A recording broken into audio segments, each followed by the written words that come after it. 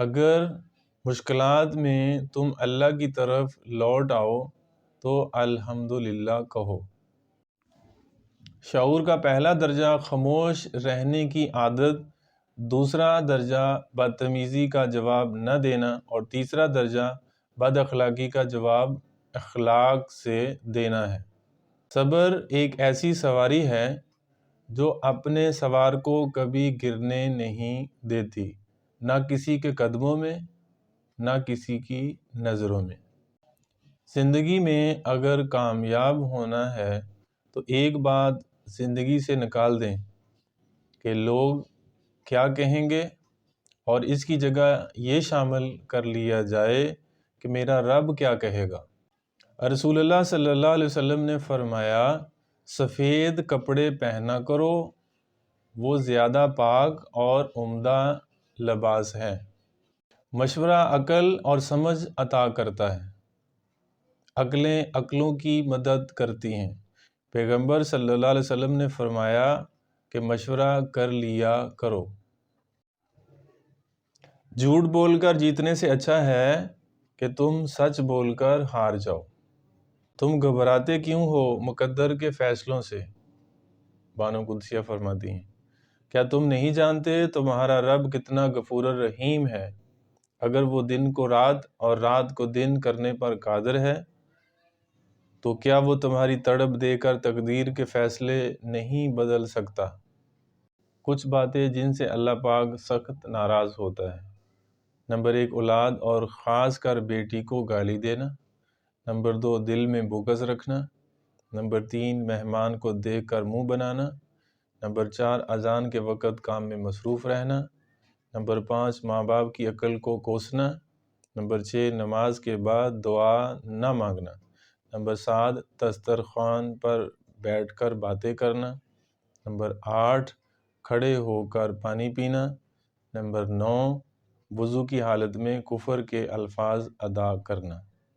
وقت 3 مرتبہ یہ دعا پڑھی، اعوذ باللہ السمیع العلیم من الشیطان الرجیم، اور اس کے بعد سورہ حشر کی 3 آیات تلاوت کی، آخری 3 آیات، تو 70,000 فرشتے مقرر کر دیے جاتے ہیں جو شام تک اس کے لیے دعائے مغفرت کرتے رہتے ہیں۔ اگر یہ اسی دن اس کا انتقال ہو جاتا ہے تو شہید کی موت مرے گا، صبح اور شام۔ حضرت اویس کرنی کو یہ مقام کیسے ملا؟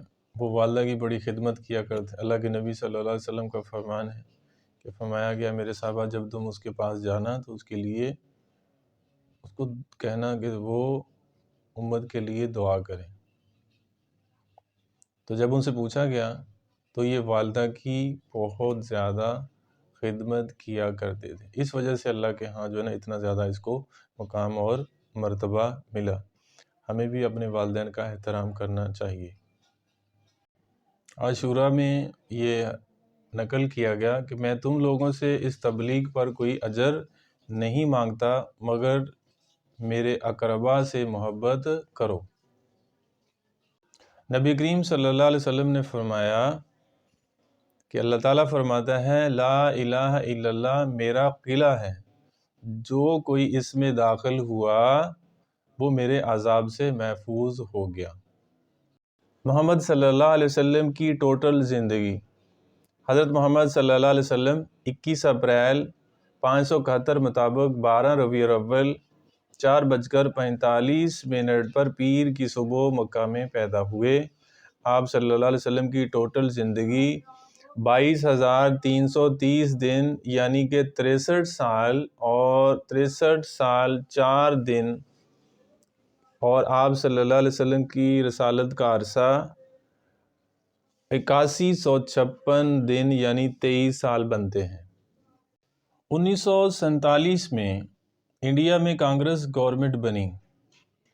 گاندھی جی نے اپنے وزیروں کو سادگی کی زندگی گزارنے کا مشورہ دیتے ہوئے کہا، میں رام چندر اور کرشن جی کا حوالہ نہیں دے سکتا کیونکہ وہ تاریخی ہستیاں نہیں تھیں، میں مجبور ہوں کہ سادگی کی مثال کے لیے کس کی مثال دی ہے بھئی؟ حضرت ابوبکر رضی اللہ تعالیٰ عنہ اور حضرت عمر فاروق رضی اللہ تعالیٰ عنہ کے نام پیش کرتا ہوں۔ وہ بہت بڑی سلطنت کے حاکم تھے، پر انہوں نے فقیروں والی زندگی گزاری، یعنی بالکل سادہ زندگی۔ جھوٹ بہت تیز دوڑتا ہے لیکن منزل پر سچ ہی پہنچتا ہے۔ کہتے ہیں کہ جیتنا ناممکن ہو تو ہارو بھی ایسے کہ دشمن بھی جیتنے نہ پائے۔ کیسا؟ رسول اللہ صلی اللہ علیہ وسلم نے فرمایا، جب اللہ تعالیٰ مخلوق کو پیدا کر چکا تو اپنی کتاب میں جو اس کے پاس عرش پر موجود ہے اس نے لکھا کہ میری رحمت میرے غصے پر غالب ہے۔ اگر خوشی چاہتے ہو تو وقت پر عبادت کرو، اگر چہرے کو پر رونق بنانا چاہتے ہو تو تہجد کی نماز پڑھو، اگر صحت چاہتے ہو تو روزہ رکھو، اگر مصیبتوں کا حل چاہتے ہو تو استغفار کرو، اگر برکت چاہتے ہو تو درود شریف کثرت سے پڑھو، اگر مشکلات ختم کرنا چاہتے ہو تو لا حول ولا قوت کثرت سے پڑھو، اگر غموں سے نجات چاہتے ہو تو دعا مانگو۔ زمین عقل مندوں سے تو بھری ہے مگر درد مندوں سے خالی ہے۔